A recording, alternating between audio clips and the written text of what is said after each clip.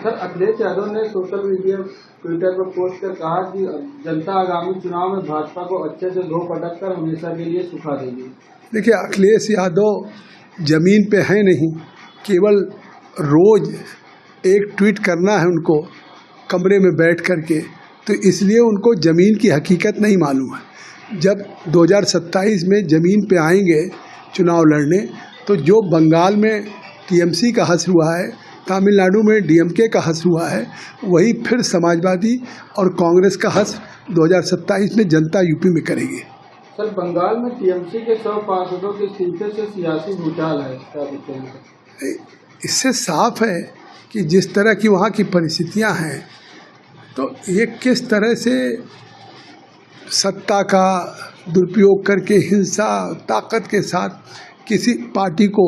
या पार्षद या विधायक को रखा जा रहा था, या जिस तरह से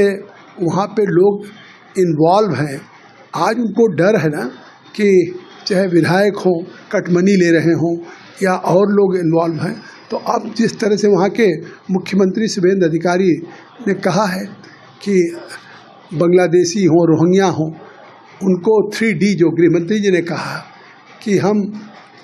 एक तरह से डिटेक्ट करेंगे, डिटेन करेंगे और डिपोर्ट करेंगे, तो वो 3D के आधार पे अब हम किसी भी विदेशी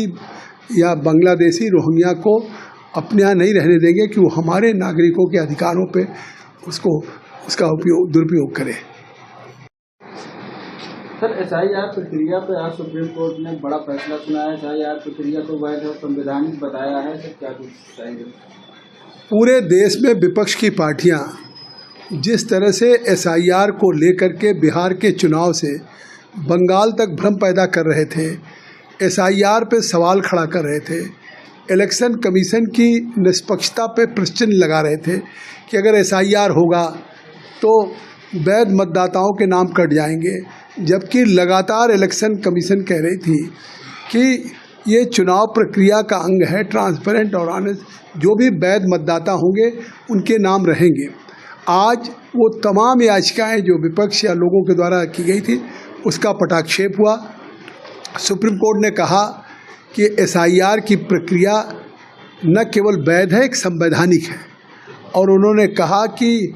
ये चुनाव आयोग में SIR का करने का अधिकार है और ये आगे भी जारी रहेगा, क्योंकि इससे ये इलेक्शन कमीशन का अधिकार है कि वो एक सही वोटर लिस्ट बनाए और वो SIR की प्रक्रिया से होगा। तो निश्चित तौर से आज जो फैसला आया है, इससे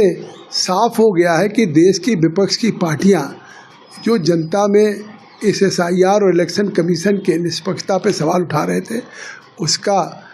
पटाक्षेप हुआ और खुद चुनाव आयोग के लिए सुप्रीम कोर्ट ने उसकी वैधता पे, उसके SIR के अधिकार पे उन्होंने एक मुहर लगाई।